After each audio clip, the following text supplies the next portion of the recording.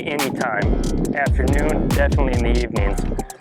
When fish are post-spawn, like they are right now, throwing a topwater bait can be one of the best, literally one of the best things to do.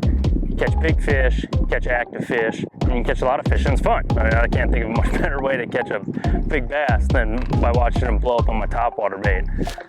You know, one thing I'm looking for is that this is a big time to look at my Navionics map. It's going to be very important right now, because what do I know? I know the fish are coming off of the spawn. So I need to first locate areas that I think those fish spawn. And if I know the lake, all the better. All you're going to do is look out from those areas and start looking for your first structure, you know, your first main lake structure. Places where, if it's a shad lake, the shad are going to spawn. Look for areas where the bluegills are going to spawn, secondary points, and in the same area or out in front of areas that they just spawned. Sometimes you just keep throwing at the same point for a while. You know, they sit up there in schools, real shallow. We got the very tail end of a shad spawn going on, and just fish coming off shallow, looking for an easy meal, protect and fry, whatever's possibly is going on up there. Bluegill beds, another big post-spawn thing. You get a topwater is a great bait for mimicking activity around a bluegill bed. Got one.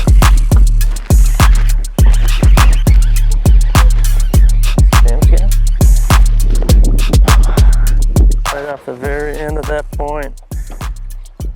Super spook. Windy points. Let's go back out there, catch us a big one.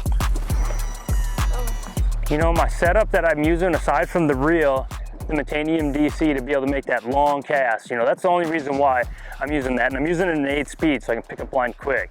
I use 30-pound Power Pro, and at the end of my Power Pro, I'll show you real quick, I'm running just a small 20-pound Seeger fluorocarbon leader, real small. And that is just to prevent, that's even a little long than I like, to be honest, and that is to prevent the hooks, if they hit it, from grabbing the braid and getting tangled up. If it hits the floor, you have a little bit better chance of shaking it free.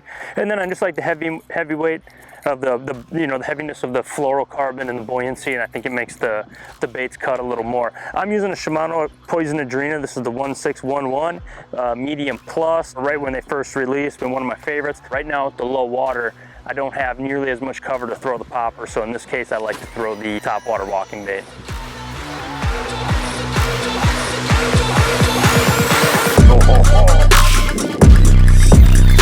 That was awesome. Man, he crushed it. I don't think that was the only one up there. Ludi, it's okay. Stay back. Another long, skinny one. Oh, he crushed it. That was awesome. Right off the end of that log. Just a little something for that fish to get on. And he's right off the front of it. Awesome bass. Unlike the pre-spawn, you know, I'm really working this bait fast. The fish metabolism, they're up right now. Water temp jetted up into the 80s. This is just a perfect time to throw a topwater bait and move some water.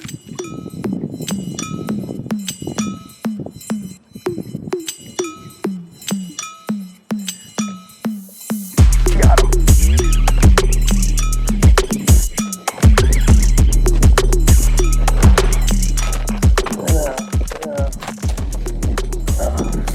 Nice one.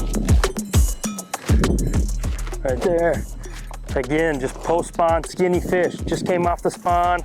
They're gonna get out on these points, these little windy points, and they're gonna look for shad. They're gonna look for easy meals, and they're gonna be aggressive. The one that blew up was much bigger, but that's still a nice bass any day. Post-spawn.